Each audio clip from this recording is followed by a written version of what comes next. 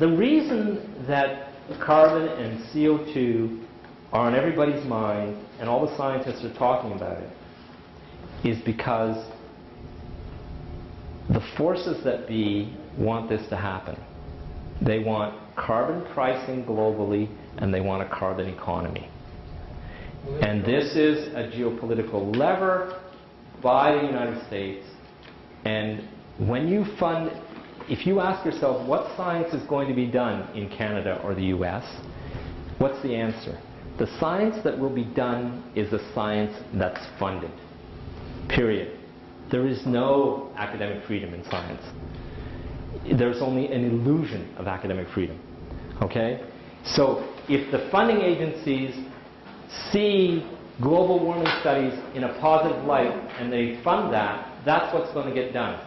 If you say to the funding council, as a scientist, I make a grant application and I say, I don't believe the way that the statistical method in which the average Earth temperature is being evaluated by these guys, I want to go and get the raw data. I want to put a team of postdoctoral fellows and students. I want to learn advanced statistical techniques. I want to go in there and test different scenarios of doing the averages and look at this in detail with a physicist's eye, collaborating with some mathematicians, and I want to get to the bottom of this. I just don't believe it. If I write a nice grant application and present that and have top-notch collaborators from around the world that are mathematicians, statisticians, and so on, they will say, there's no interest in that. What are you, crazy? Of course there's warming. Everybody, all the people on the committee are going to tell you there's warming, and they're funding other people who are studying warming, and this guy wants to question its very existence. What are you, nuts? Well, wait a minute. This is exactly what the Berkeley earth sciences people did, and they didn't think that statistics, they thought exactly as you, that the statistics were not. Right. Were wrong. And right. They concluded that the statistics are fine and there is warming. Right. This is a whole group. So the one that got funded concluded the right thing. Well, no, they didn't. They were against it. That was in their yes. original view. And yes. Eventually, you know. You're always against it when you write the grant proposal. Well, no, you shouldn't be neutral. You should just say you want to study it and see whether you have an open mind, right? You want to look at the statistics. I don't know about this particular study, but I know about an older Canadian researcher who did this and who unambiguously said this was a lot of crap. Okay. And I read his paper and studied his paper, but I don't know this more recent one that you're referring to. I'd have to look at it, and I'd have. And what I find when I go and read those papers a lot of the times, and they'll often, because they were well funded, they get published in high-level journals, right? And then those high-level journals don't bother to insist that they include all their raw data so people can actually check what they did. And that's a real fight. So I have a friend, for example, who wrote a book about about the IPC and the politics of the IPC recently, who insulted a big climate expert in the US who got sued for defamation for doing that. And then people from around the world sent him hundreds of thousands of dollars so he could defend himself. You know, Tim Ball is who I'm talking about. And so Tim Ball said, I'm going to defend myself, and my defense is truth. So I want to see your data. Let's have the data. So people funded him so he could get the data. Well, he's having a heck of a time getting data. Even in a lawsuit where you have a legal obligation under discovery to get the data, they're just not giving the data. So it's a premise of science that another scientist has to be able to check everything you did. And when you can't even get the raw data, and you can't even know what algorithms they use to fudge that raw data, or to manipulate it, or to put it into their program, and you can't know what the code of the program is, and you can't know anything unless you're part of the in-group who is, sworn by your professional ties never to break these vows that you're going to be critical of them, that's the situation we're in right now. That's the situation we're in. And I've seen this a lot in my scientific work, well, ClimateGate was a good example of this. You've heard of ClimateGate. I don't know if you studied the papers from ClimateGate, but, a postdoctoral fellow decided to leak a bunch of emails from these senior scientists at the Climatology Institute in the UK, and these senior scientists were discussing how they were going to fudge the data, why they needed to fudge the data, how they were going to justify fudging the data, and how the people who were critical of them, they were going to block their publications and make sure they don't publish in the good journals, and how they were going to achieve this, and so on. This was the ClimateGate emails, thousands of emails that someone with a moral sense decided to make public, and the scientists involved were like, oh, this is normal, there's no problem here, this is how science is done, you know, of course we have these discussions among ourselves, but we're completely ethical when it comes to what we actually do, but we have these, you know, and so on. Come on, guys, you know.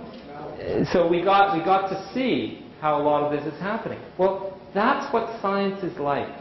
It's a dirty game. And if you don't realize it's a dirty game, it's because you're so blind, you've been blinded by the game itself.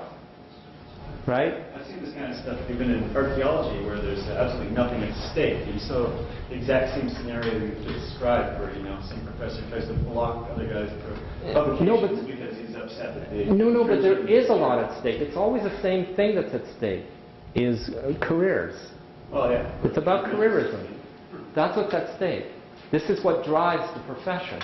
And so you've got the funding agencies and their councils and their committees decide where the funding is going to go, and then the people who want to advance their careers jump in there and do what's needed and make sure that it gets done the right way to advance their careers. This is the establishment of science. This is how it happens.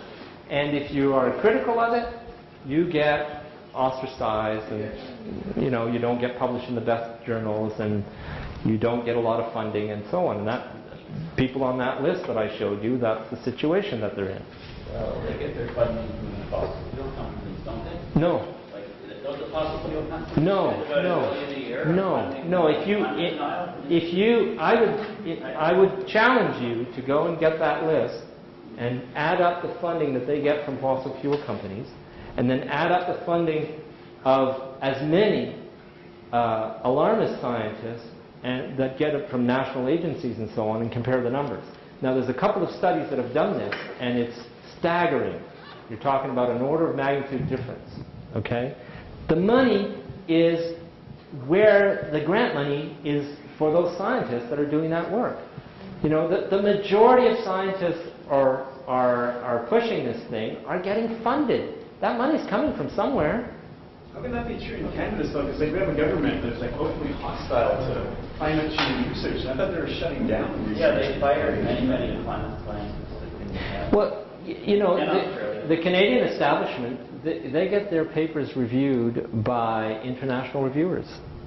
You know, they're all tied in that way. Yeah, but the funding's what I'm talking about. Well, I know the United States is like 10 times bigger than, you know, they're still funding, but the big projects don't get funded, that's right. But all the small, what are called science operating grants, you know, I mean, there is some freedom to go along with the mainstream.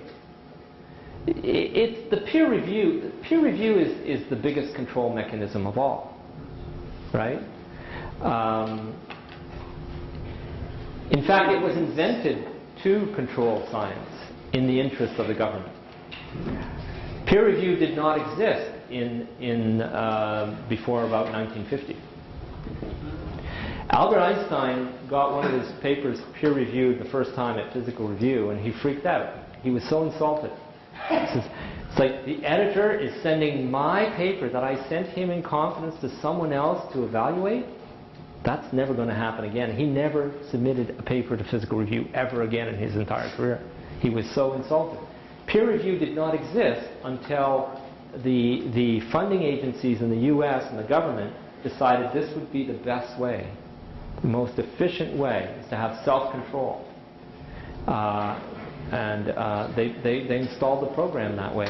To keep everybody on the same page, is that ultimately the goal? To make sure that the research is not daring and creative and exploring new areas for the good of mankind, you know, to make sure that that doesn't happen, to make sure that it's all about careerism and following the main trend, and the main trend is set by the main funding agencies, which in the U.S. is the military and you know, some big agencies like that, the Department of Energy and so on. They set the trends, and then everyone who gets funding from there, they are the peer reviewers of everyone else, and that's where you're going. As a So, mechanism to construct objective knowledge, is it not logical to send papers to different sources to view the information? yeah, but that's what you do when you do the scientific work. You're Well, when constantly it gets published,